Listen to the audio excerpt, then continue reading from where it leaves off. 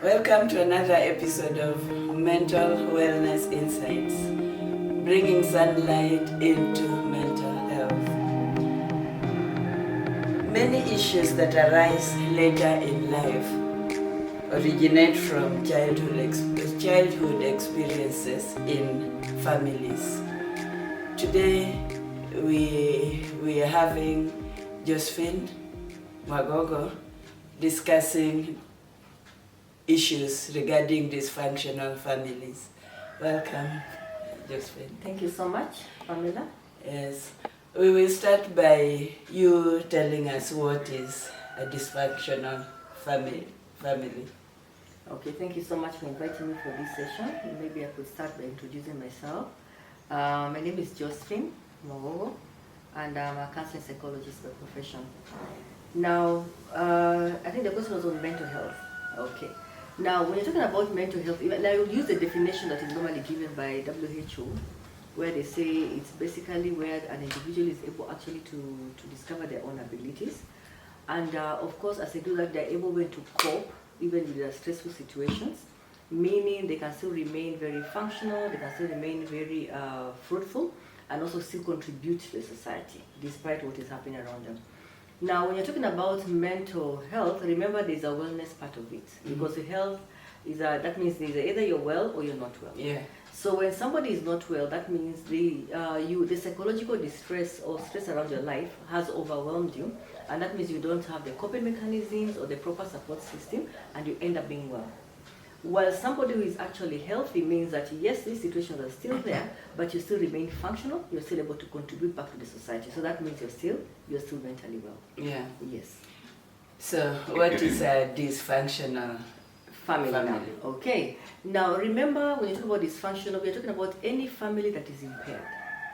And that means the impairment can come in many ways. One could be in terms of communication.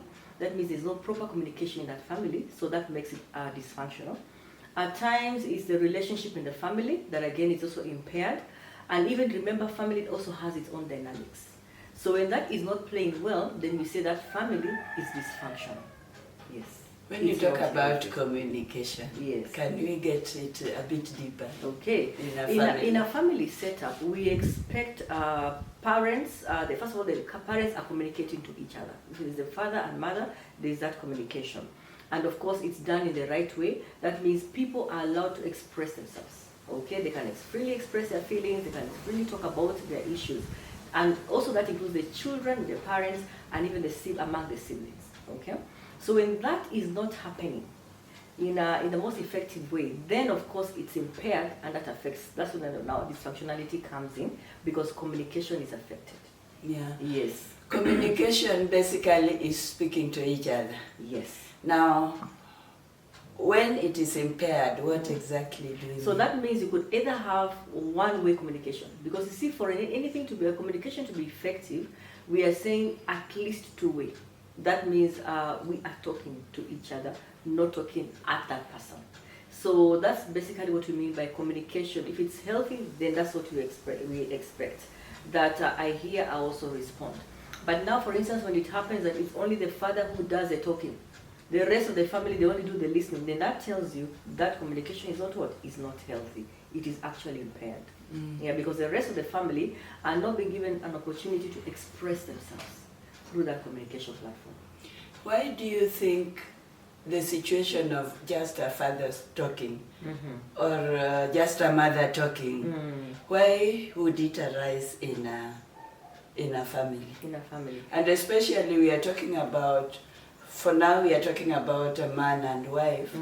They met, they loved, yes, they got married. Yes. Where is this miscommunication or lack of communication coming? There are many reasons, or say causes, that would bring about this. Because we normally say, in fact, what brings the two together is communication. So at what point did that break, or what point did they lose this communication? It could be many factors. One would say is if there's any violence in that home. Because remember, yes, people do disagree, but again, it's how are you able to manage your issues or quickly resolve your issues without going physical or without being violent. Now, if that arises in that home, of course, you do not expect the communication to be at ease the way it was. That automatically impairs an effective communication. At times, you find that there are scenarios whereby one of them could actually be having issues around addiction, either whether it is alcohol or drug abuse. So, of course, that impairs the person, that even communication becomes what could affect their communication between the two, whether it is a couple or the parents. Others, it could be also be issues around personality issues or personality disorders, for instance. And this could be if you have a parent who is narcissistic, for example. That means it is what I say is what runs in the family. My word is final.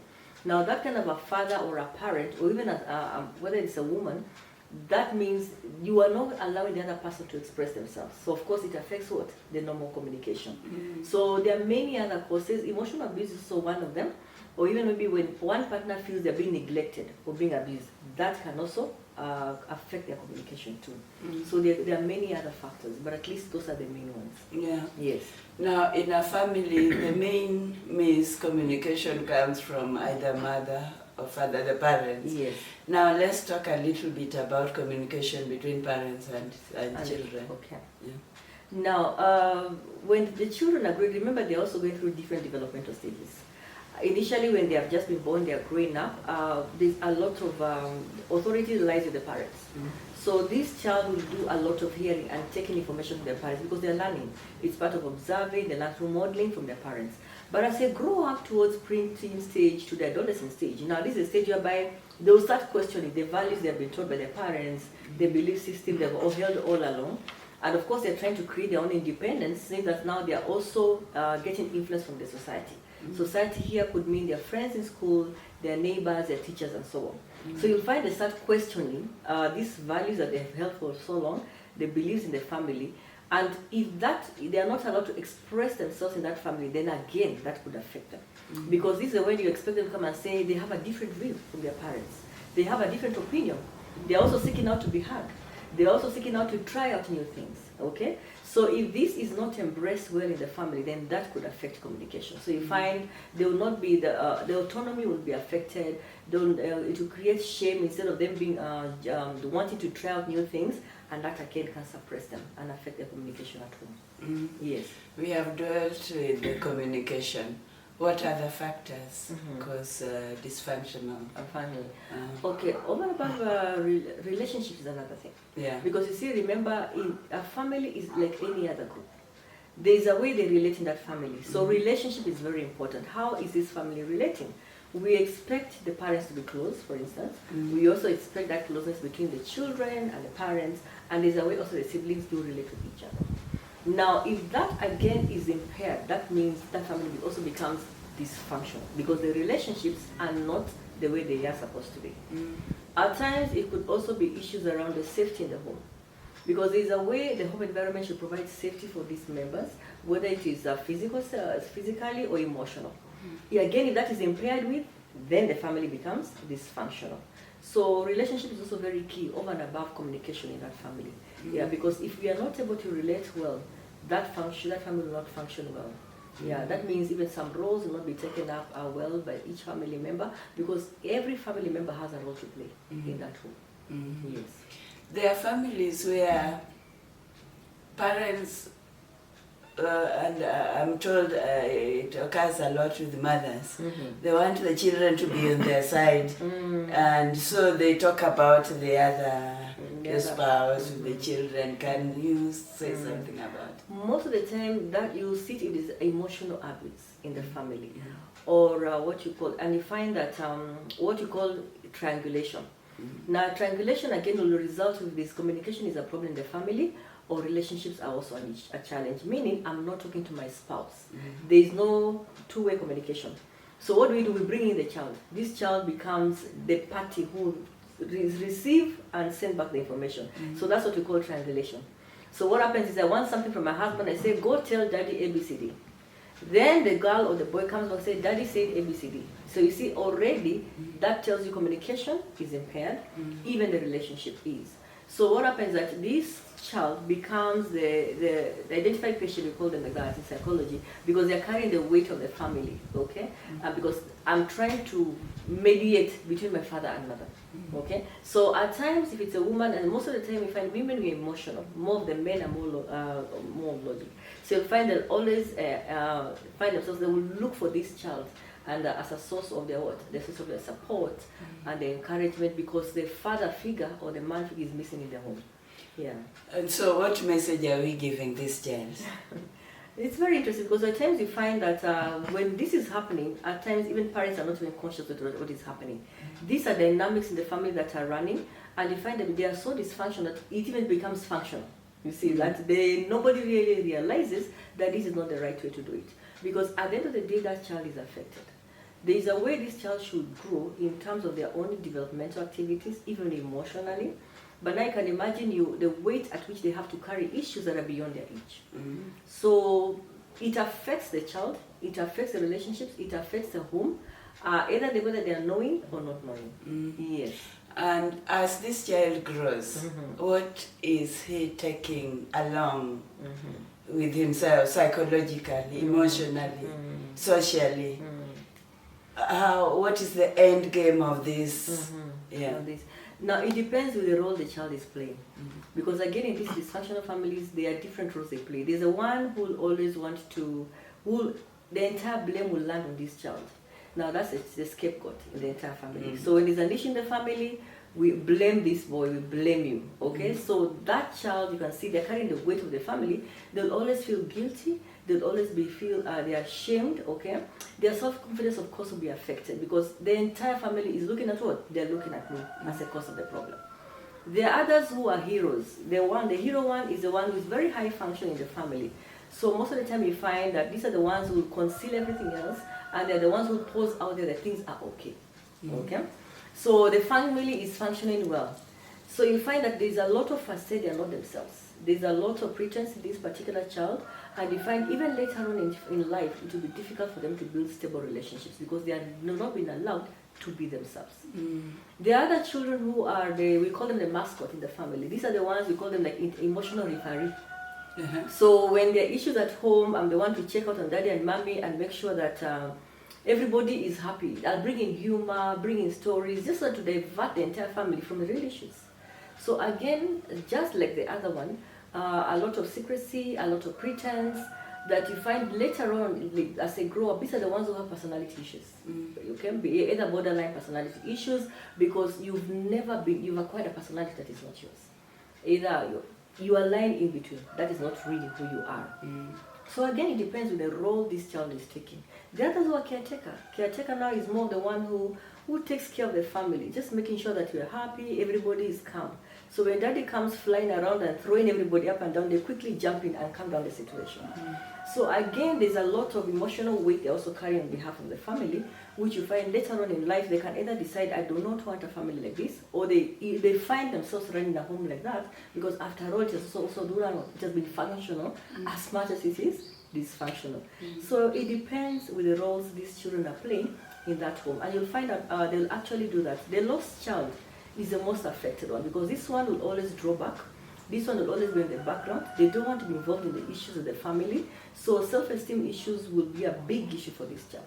And you start seeing them now when they get to their teenage stage, on their adolescent stage. So this is where identity crisis really hits them hard because I was lost right from the beginning. So this depends with the different roles that these children are carrying on behalf of the family.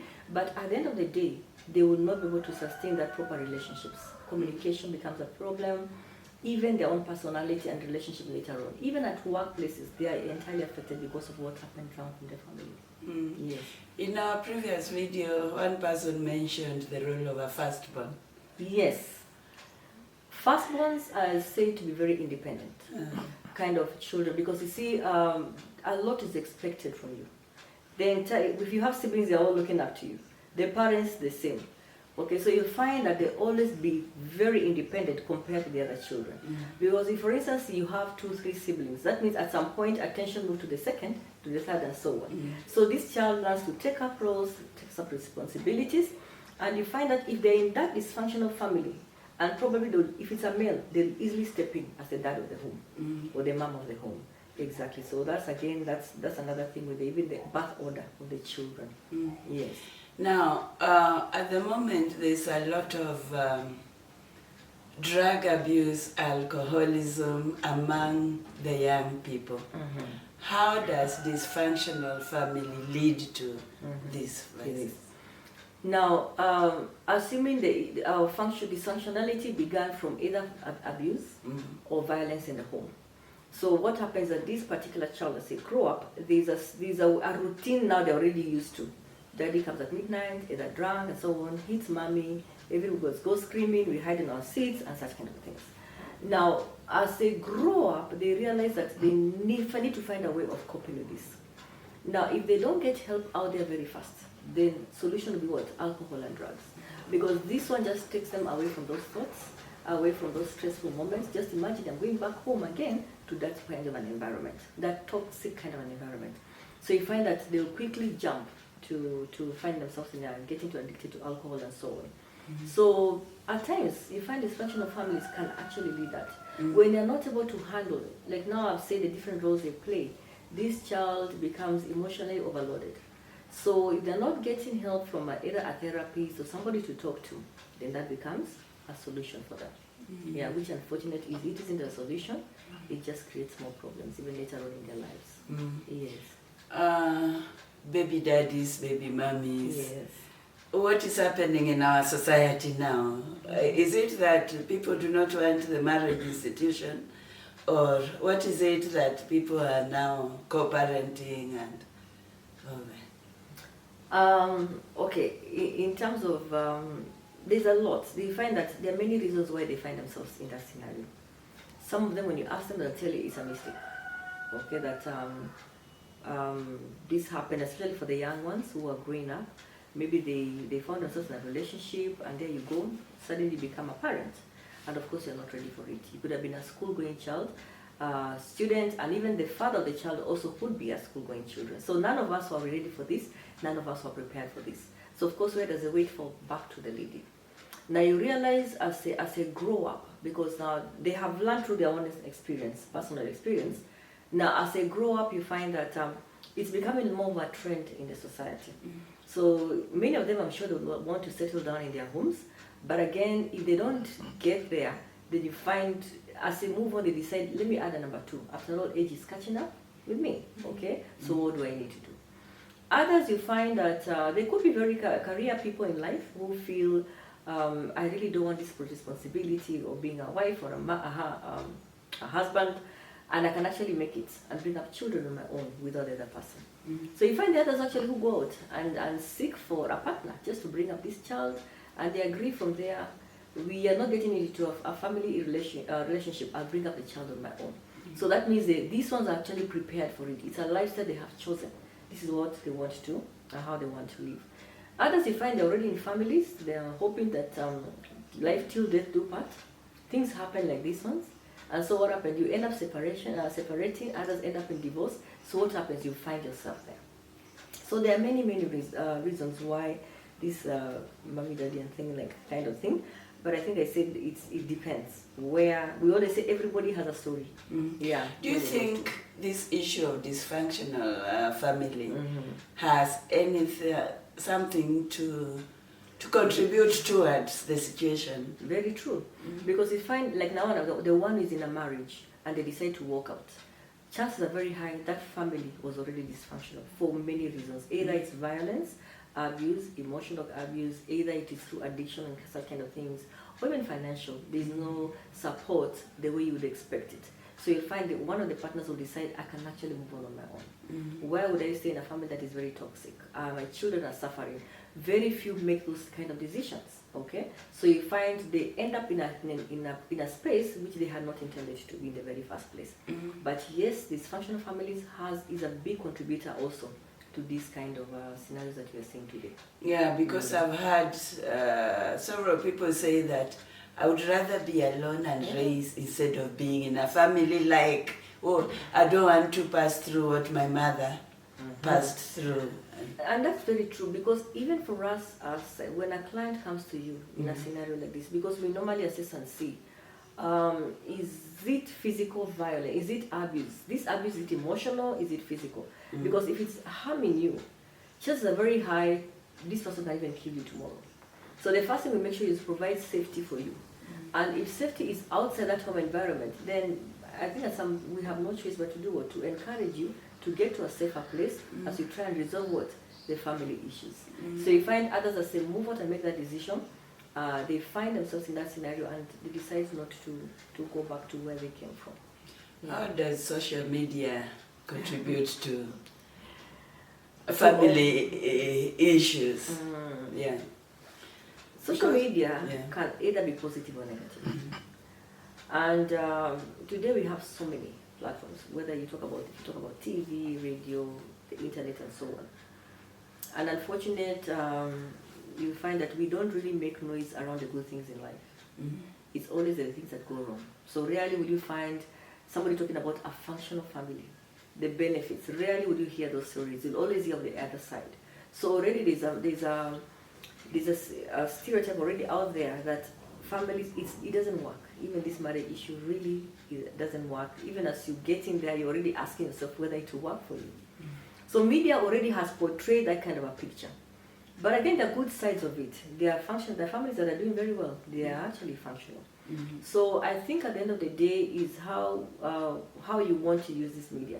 But unfortunately, as I said, most of the information out there is not positive. Most of the time you open your YouTube page, you see a woman was abused, one who ran, one has been killed. It's almost becoming the order of the day.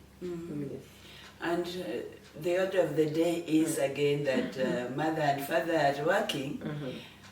Many times they are coming back late. They have a house help who is looking after the children. What can you say about this? Yeah, we call them house managers. Yes. House managers have also become almost like the house owners who are running the homes. Yeah. And it's because, as you said, the pressure from work and so on has actually made the parents not really, I don't want to say really neglect, but they have actually passed on most of their duties to this house manager. So you find that they are not taking the upper hand in all this. They are not leading from the front. They are actually giving directions from the back, you see, and that shouldn't be the case. When you talk about parenting, you always say, hold this child's hand, train them. That means you're actually there, your presence is also there. But now these are the challenges we are facing. So already that's another form of also on its own dysfunctionality, because you see, at the end of the day, these children are brought up by house managers. The parents are absent, and you being absent already, that means even the key values, beliefs you're supposed to have instilled in this child from the word go are already missing. Exactly. So later on when they grow up, this child, I mean, in fact, they will always tell you, my dad has been there, my mom has been there, but not there. So you see, being there physically does not mean that you've been in their lives. So you find it affects even the relationship in the future, even with the parents themselves. You find that they're not attached the way they are. It affects the relationships. Safety is not there. There's a way children feel safe around their fathers that is already missing. So already the entire chain is all dysfunctional.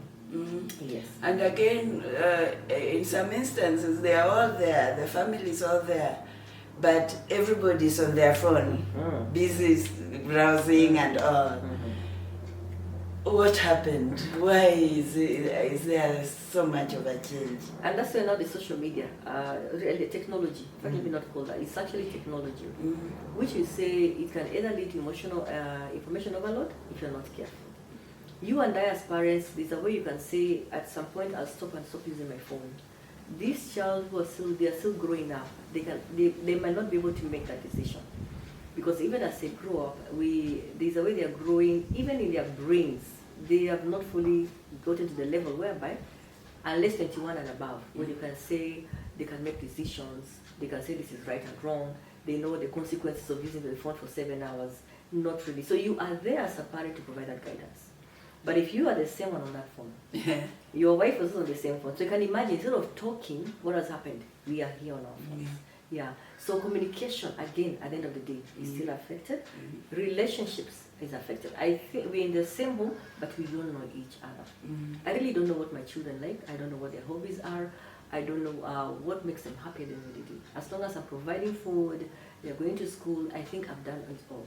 But there's so much more we are missing out with our children. Yes. Yeah, the issue of dysfunctional family is wide.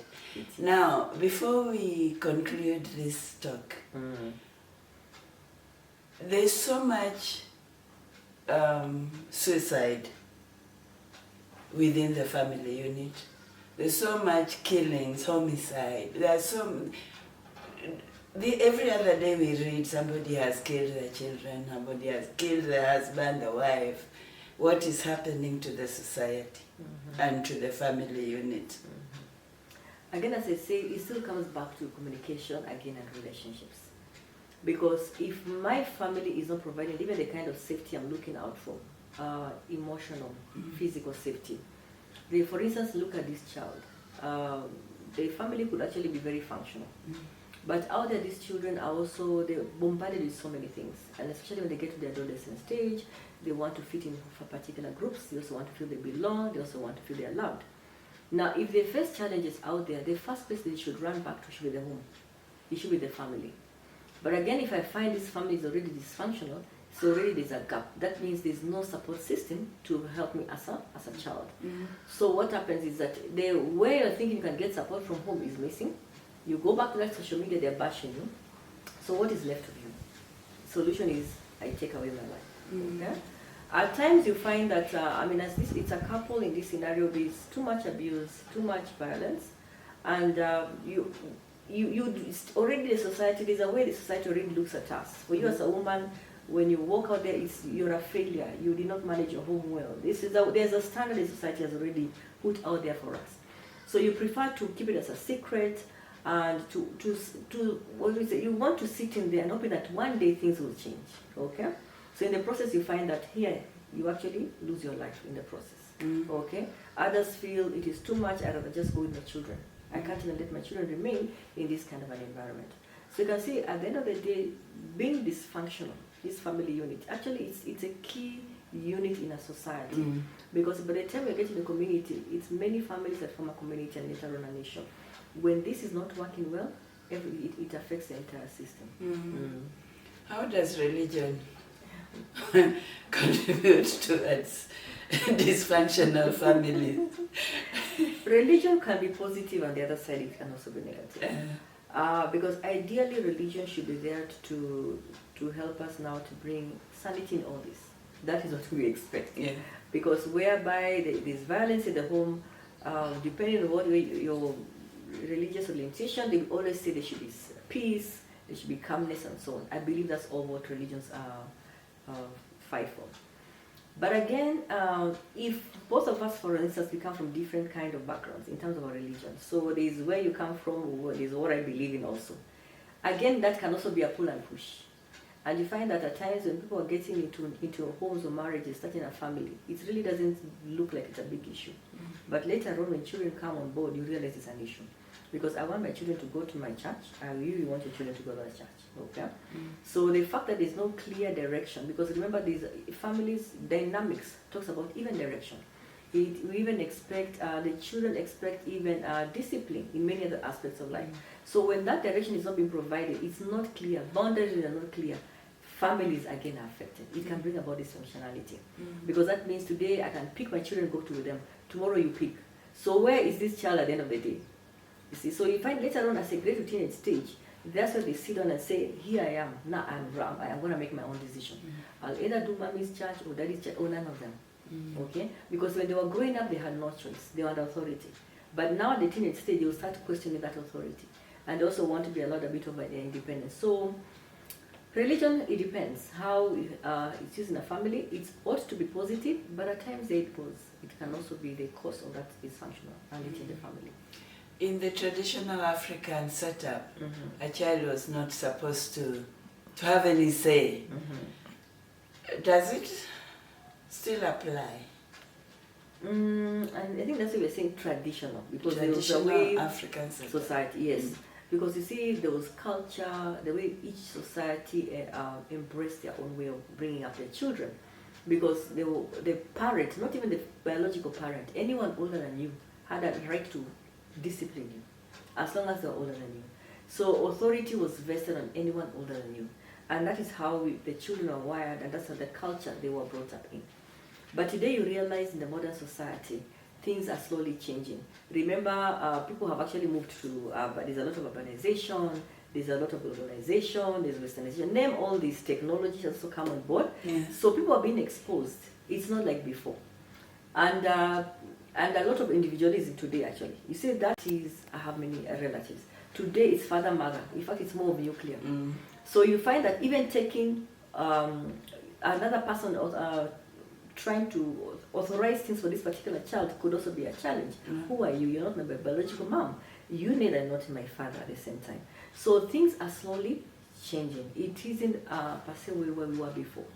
So you find that has changed also over time. Yes. And also extended relationship bring issues these days in marriages. Like, you get married, you think it's just between it's you and your wife or your husband, but you find there's mother-in-law, father-in-law, aunties, and Exactly. So you find that the way we knew our family, we know family, father, mother, and children. yeah. But today you find even parents-in-laws are there. Or I think really it's a blended family. So you find stepsister, stepbrother, they are also in that mix. So again, if that is not handled well, it can also bring about that dysfunctionality of the family. Because really, boundaries are not taken care of. It can also even affect the relationship with the family, because really we do not know who is in the inner circle, who is in the extended side of the family. So if not managed well, that can also be a cause. And actually we've seen people break up even marriages as a result of that extended relationship of families. Yes. You mentioned about step families. Yes. I've had a lot of complaints from step children. Yes. Maybe the father divorced the mother, remarried, and children are forced to stay with stepmothers. There are lots of issues. What can we tell stepmothers? First and foremost, we would remind the stepmothers, it is not a wish for that child to be in that kind of a space, because every child will be happy to be brought up by their biological father and mother. I think it is much easier for that child to deal with a deceased parent other than an absent parent, because they know he's gone, and but knowing that my mom is here but not with us, that is already an issue. Because you see, unless the stepmother really steps in that role, the motherly role, the caring role, not considering that this is my child or not, then the family would actually be able to function well. But now where you find that there's no love, there's favorism, they'll prefer their own children to these other children, then of course even communication is affected, the relationship in that home will not be healthy. Because for me, who is the stepchildren, they will not be able to relate well the way we expect of other siblings. Even the child with the stepmother, the relationship, again, the communication is affected. So again, if not handled well, that could also be another cause of family dysfunctionality. Thank you, Josephine. The topic is very wide. Yes. And this is just the beginning. Yes. I'm sure we are going to get into a lot of conversations on dysfunctional family.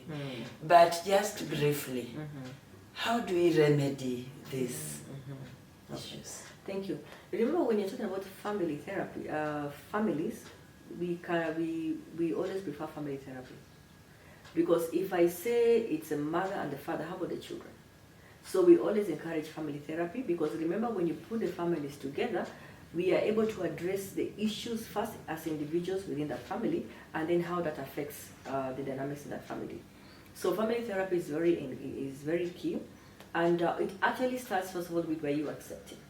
Because if you do not accept that the environment I am in is dysfunctional, it's not working for us, then it's going to be difficult even for you to seek out for help. That means you also have to be aware about it, because there are many, as I say, there are many who are in that space that things have become so dysfunctional, mpaka they become functional. So you find that even for me, do I even have that know-how about what is happening? So self-awareness is very important, just to be aware of what is happening. How is that affecting me? How is that affecting my children and the relationship with the family? Then the willingness to go and seek out for help. So that is very important. So normally what happens, family therapy is very key, which actually is able to help not just the children, the parents, but the entire family, because you don't want to leave any behind. You want them to move together. Yeah, because as you take care of the emotional issues, the physical issues and so on, so they move together as a family towards healing, because it's a journey. In the normal family in Kenya right now, when I feel a headache, I know I can take Panadol. Or have malaria, I know I can go to hospital. But when I'm faced with these psychological issues, I may not know where to go. And is the information readily available for the ordinary person in Kenya to know where to go if they have ABCD? Yeah. And again, there's issue of fear. Yes. Fear of stigma. Fear of your partner beating you if you seek help. So how are we going to sort out this in the society? You're right. In fact, even it starts with secrecy. You want to keep this as a secret. Yeah. And most of the time you find women do come out and say I'm being beaten, but rarely would the men come out and say, because it's stigma, you'll be seen as weak and all that. So, but you really have to rise above that. And normally what we say is that information is readily available.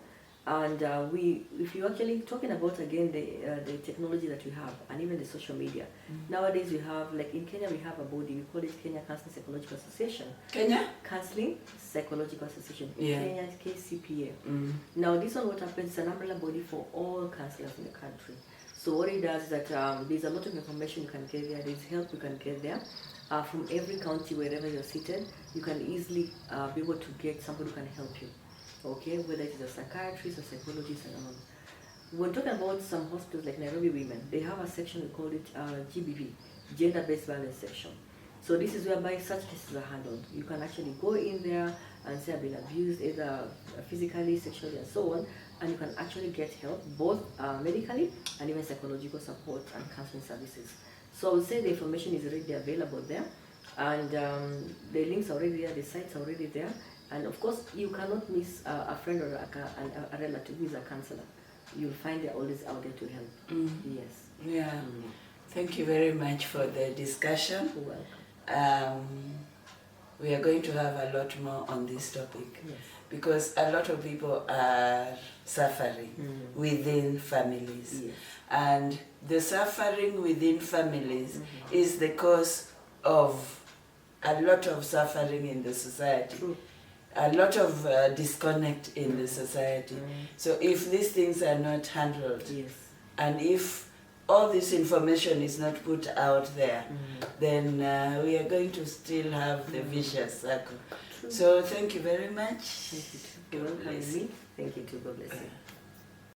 In truth, a family is what you make it. It is made strong not by the number of heads counted at the dinner table, but by the rituals you help family members create, by the memories you share, by the commitment of time, caring and love you show to one another, and the hopes for the future you have as individuals. This is a quote by Madge Kennedy.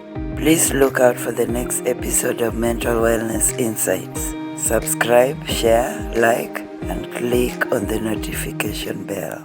Blessings.